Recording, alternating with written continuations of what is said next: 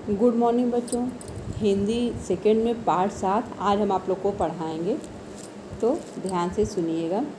सौरभ और नितिन मित्र थे। वे बगीचे में टहलने जाते थे। एक दिन वहाँ एक हाथी आया। उसे देख वे तालियां बजाने लगे। उन्होंने हाथी को केला दिया तो उसने अपनी सूंड से उनका सिर थपथपा दिया।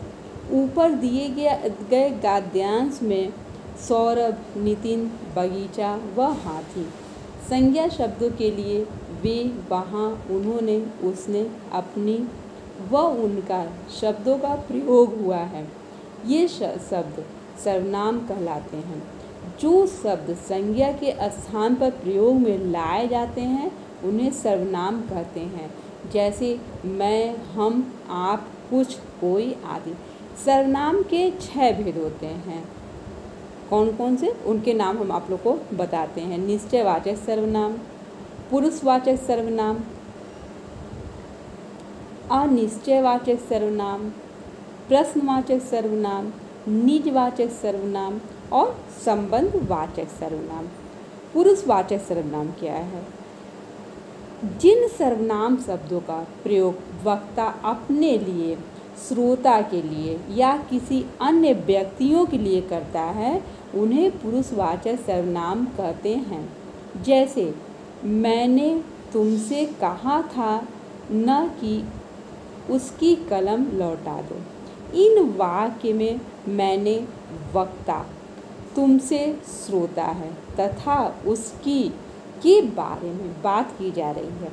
मैं, हम, तुम, तू, वह, आप, उन्होंने आदि कौन से सर्वनाम है? पुरुषवाचक सर्वनाम। सेकेंड है निश्चयवाचक सर्वनाम। किसी निश्चित वस्तु या व्यक्ति का बोध कराने वाले शब्द निश्चयवाचक सर्वनाम कहलाते हैं। इन्हें संकेतवाचक सर्वनाम भी कहते हैं, जैसे यह मेरा है और वह तुम्हारा है।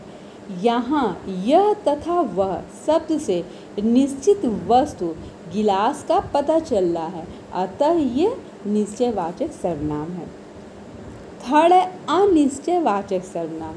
जिन सर्वनाम शब्दों से किसी निश्चित वस्तु या व्यक्ति का बोध न हो वे अनिश्चयवाचक सर्वनाम कहलाते हैं, जैसे दरवाजे के पीछे कोई है, दाल में कुछ गिरा हुआ है। यहाँ कोई व कुछ शब्द किसी निश्चित प्राणी या वस्तु का बोध नहीं कराते, अतः ये अनिश्चयवाचक सर्वनाम हैं। हो रहे प्रश्नवाचक सर्वनाम। जिन सर्वनाम शब्दों से किसी का प्रश्न का बोध हो वे प्रश्नवाचक सर्वनाम कहलाते हैं, जैसे क्या हम घूमने जाएं? पुलिस ने किसे पकड़ा है? इन वाक्यों में क्या व किसे शब्दों से कोई प्रश्न पूछा जा रहा है, अतः ये प्रश्नवाचक सर्वनाम है। निजवाचक सर्वनाम। जिन सर्वनाम शब्दों का प्रयोग कर्ता अपने लिए करता है वे निजवाचक सर्वनाम कहलाते हैं, जैसे स्वयं, खुद, अपने आप आदि। मैं अपने आप लिख सकता हूँ, मैं स्वयं सफाई कर लूँगी। इन वाक्यों में अपने आप व स्वयं शब्दों को कर्ता अपने लिए प्रयोग कर रहा है, अतः ये निजवाचक सर्वनाम है। लास्ट है संबंधवाचक सर्वनाम।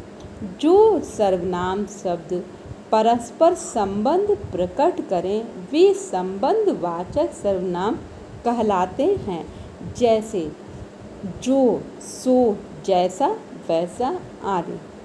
जो डरा सो मरा, जो बोएगा सो काटेगा। यहाँ जो, सो शब्द परस्पर संबंध प्रकट कर रहे हैं, अतः ये संबंधवाचक सर्वनाम हैं।